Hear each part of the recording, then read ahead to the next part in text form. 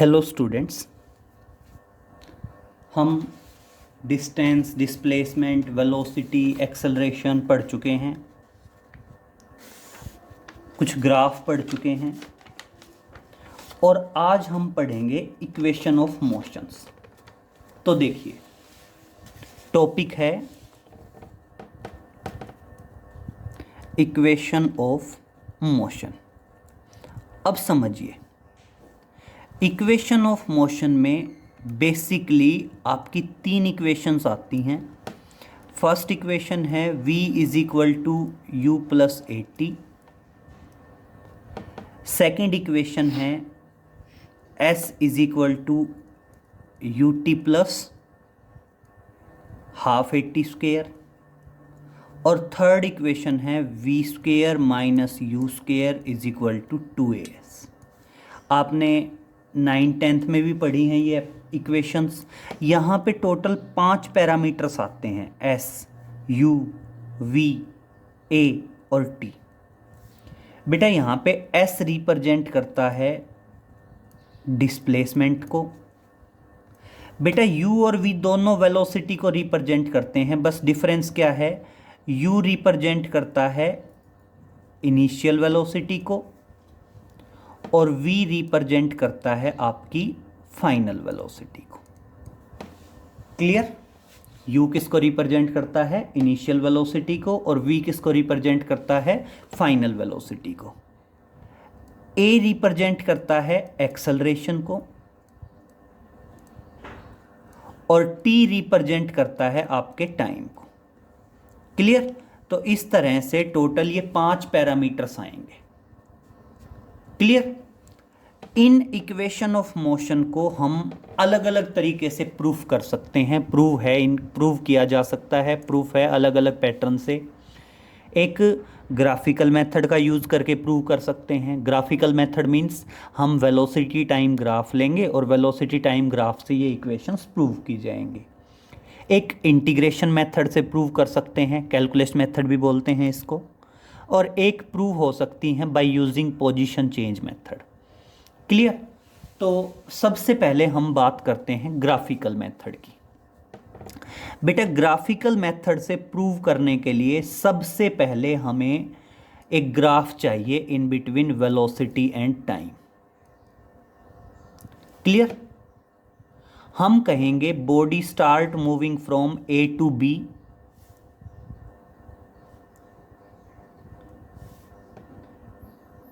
With constant acceleration a।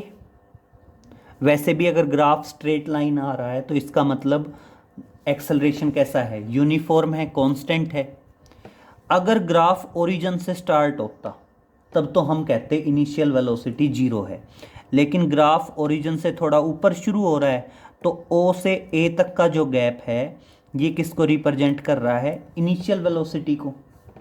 बेटा A पे time 0 था, जब वो B पे पहुंचा तो अगर मैं टाइम वाली एक्सिस पे मिलाऊंगा तो B तक पहुंचने में कितना टाइम लगा, यहाँ से यहाँ तक, और इस टाइम को मैं T मान लूँ। और बेटा अगर मैं पॉइंट B को वेलोसिटी वाली एक्सिस से मिलाऊंगा तो ये यहाँ से यहाँ तक का गैप क्या आ गया, ये रिप्रेजेंट करेगा फाइनल वेलोसिटी को, मान लो V। क्लियर? तो देखिए, अब हम करेंगे equation of motion, that is equations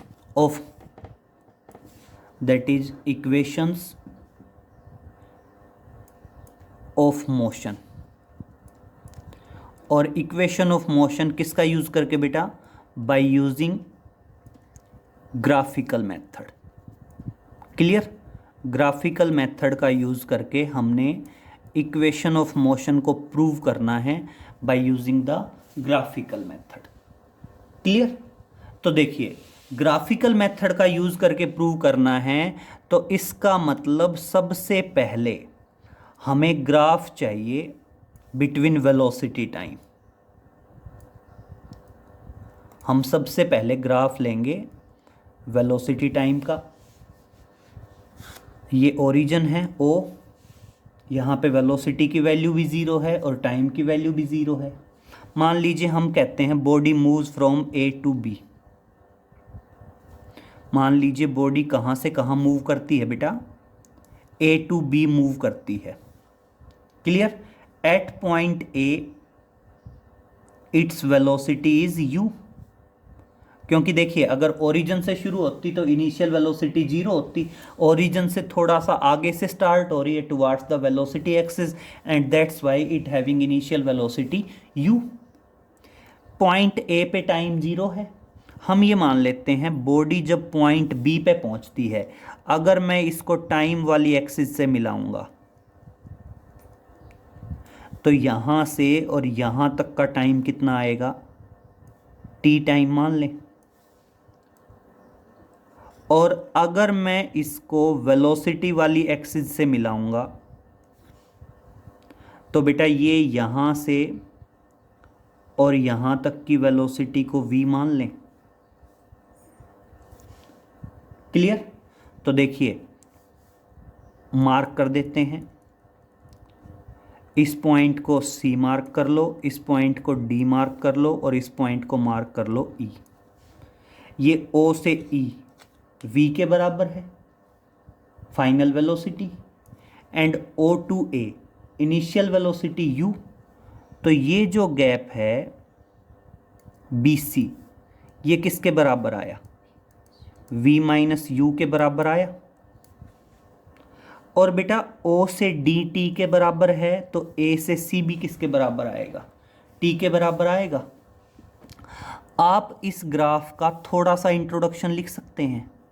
देखो कभी भी किसी भी क्वेश्चन के बारे में थोड़ा सा जो इंट्रोडक्शन होता है वो ये होता है कि हमने कैसे बनाया।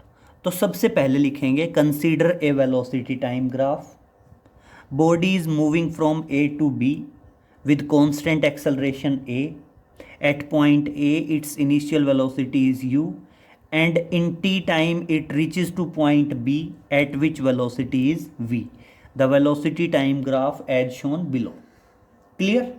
और अब हम इक्वेशन ऑफ मोशन के प्रूफ पे आएंगे। तो देखो सबसे पहली इक्वेशन ऑफ मोशन है v is equal to you plus a T.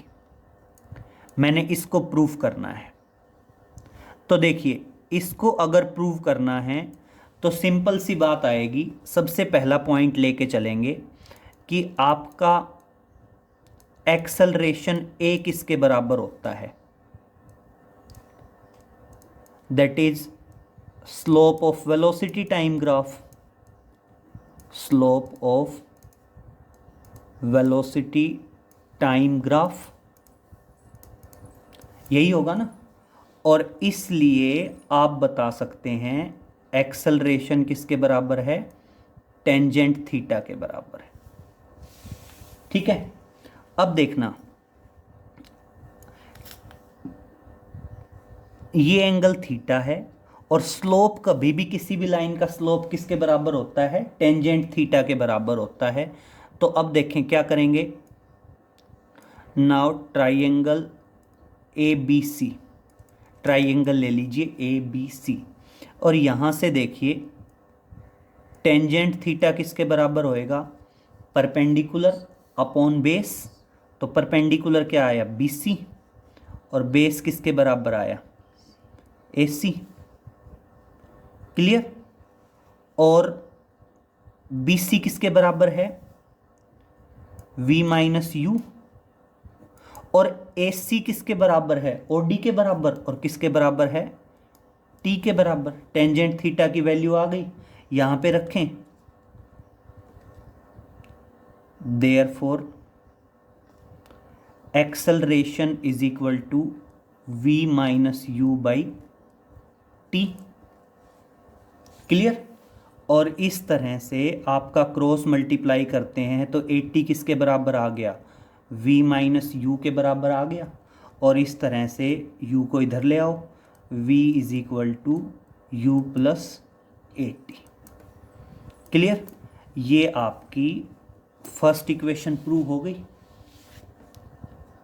Clear. अब चलते हैं सेकंड इक्वेशन पे। अब देखिए सेकंड इक्वेशन प्रूव करते हैं।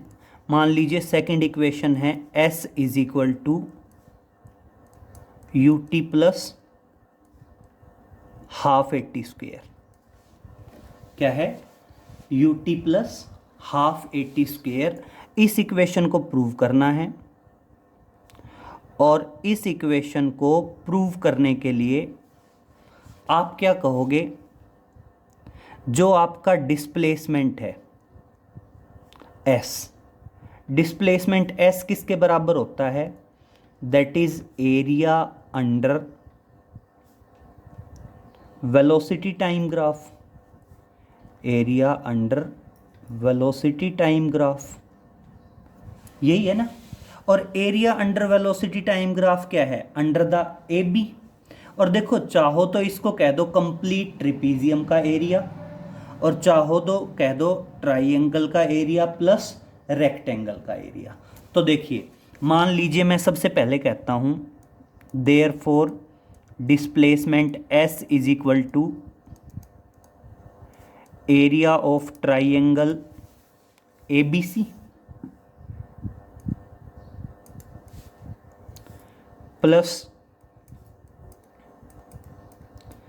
Area of rectangle OACD। Clear? Value place करें और देखना यहाँ से क्या आएगा। S is equal to area of triangle क्या होता है? 1/2 perpendicular over base, perpendicular sorry चाहे किसी भी तरह कर दीजिए, 1/2 बेस ओवर हाइट, जैसे भी कहना चाहें। तो 1/2 बेस AC और हाइट क्या है? BC plus area of rectangle क्या आएगा? लेंथ इंटू ब्रेड्थ OA और OD।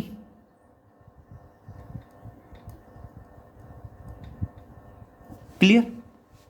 अब देखिए, वैल्यूज प्लेस कर लीजिए। S is equal to 1/2।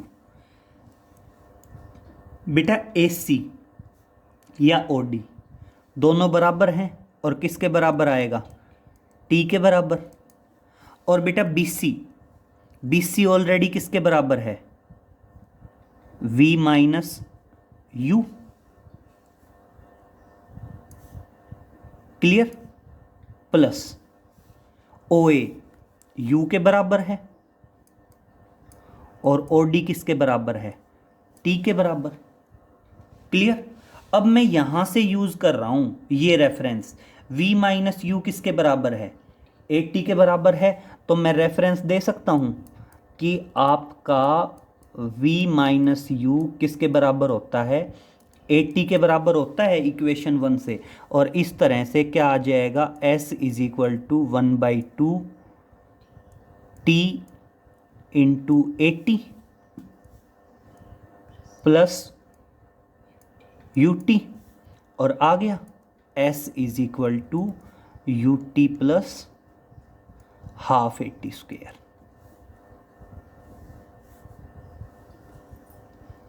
S is equal to UT plus half 80 square. अब देखिए, बात करते हैं थर्ड इक्वेशन की। बेटा थर्ड इक्वेशन क्या है? V square minus you square is equal to 2AS। यही है ना। अब इसमें देखिए क्या करेंगे, सेम वही चीज़ कि डिस्प्लेसमेंट S किसके बराबर होता है? Area under velocity time graph.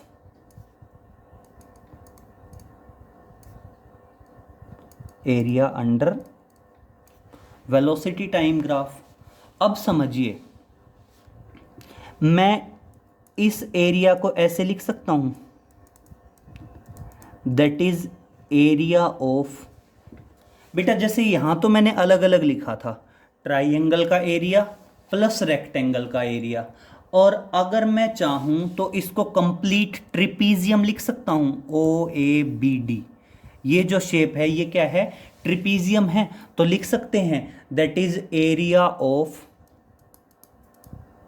Trapezium, that is area of trapezium OABD।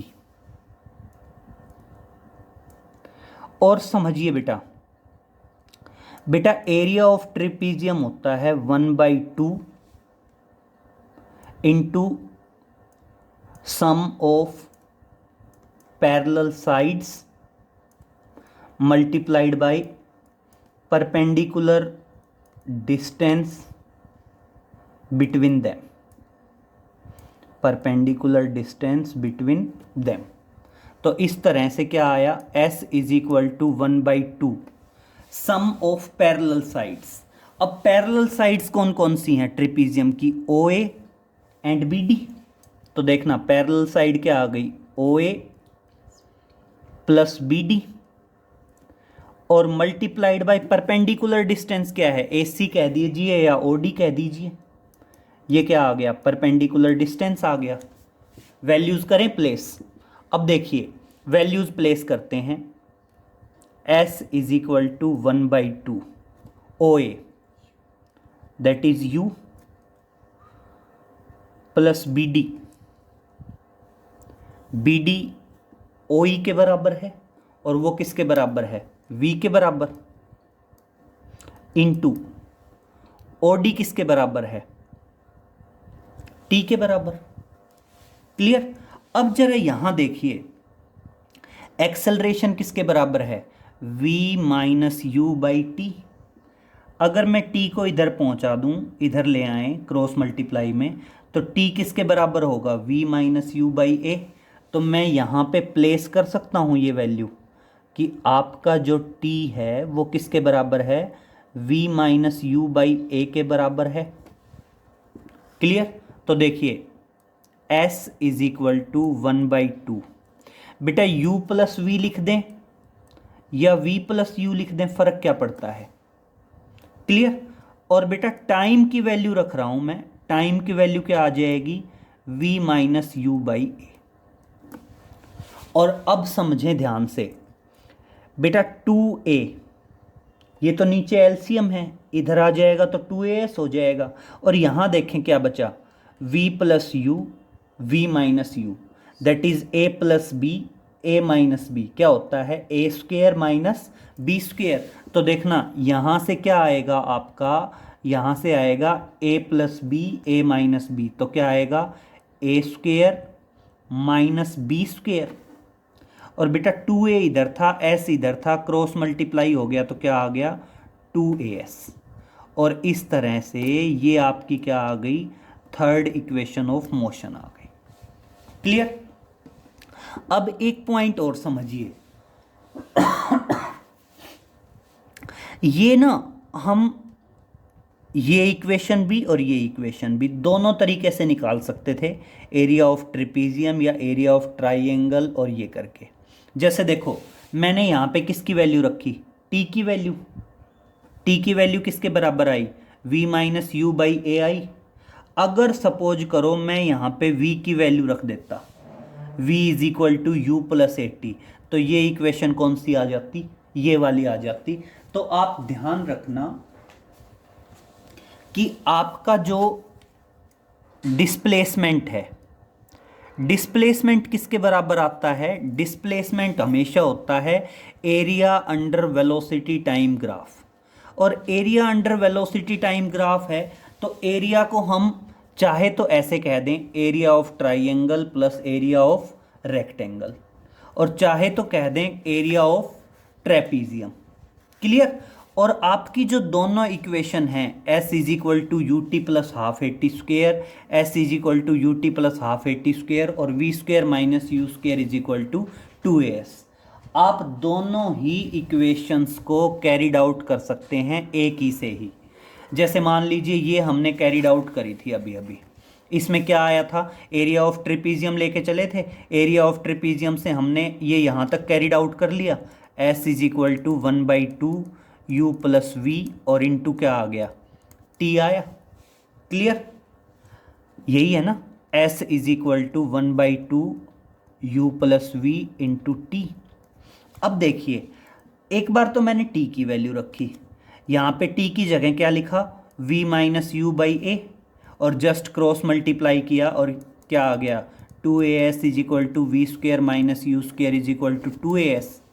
और दूसरा समझ लीजिए, इसी में अगर मैं v की वैल्यू रख देता, आपने ये पढ़ा है v is equal to you plus 80, तो देखना क्या आएगा, 1/2 u, और v की वैल्यू रख रहा हूँ यहाँ पे मैं u प्लस 80 इंटू टी, और अगर मैं इस ब्रैकेट को खोलता तो क्या आ जाता, s is equal to U T plus half 80 square आ जाता। क्लियर।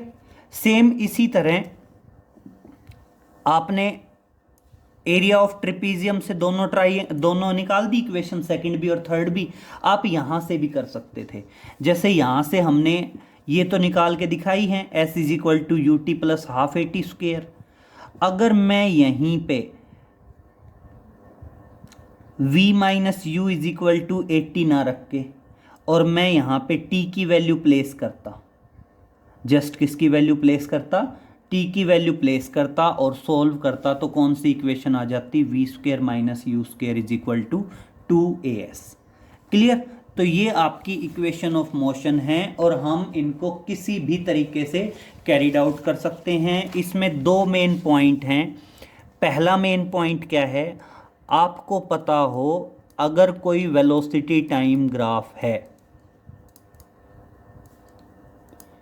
तो वेलोसिटी टाइम ग्राफ में पहला पॉइंट जो आपका स्लोप ऑफ ग्राफ होता है, स्लोप ऑफ ग्राफ आपको क्या प्रोवाइड करता है, एक्सेलरेशन प्रोवाइड करता है। और दूसरा जो एरिया अंडर द ग्राफ होगा, एरिया अंडर द ग्राफ वो क्या प्रोवाइड करता है, आपको डिस्प्लेसमेंट प्रोवाइड करता है। क्लियर। कल हमने इनसे रिलेटेड प्रीवियस लेक्चर में कुछ न्यूमेरिकल्स भी कैरिड आउट किए थे।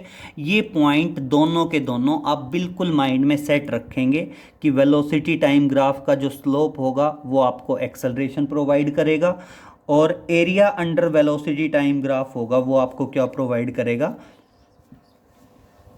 डिस्प्लेसमेंट प्रोवाइड करेगा। सबसे इंपॉर्टेंट पॉइंट क्या है, ये दो हैं, इन्हीं के बेस्ड पे आपकी इक्वेशन निकलेगी। वो आपकी मर्जी है, चाहे ट्राइंगल और रेक्टेंगल का एरिया अलग अलग करके, चाहे कंप्लीट ट्रिपीजियम का एरिया करके कैरिड आउट करिए।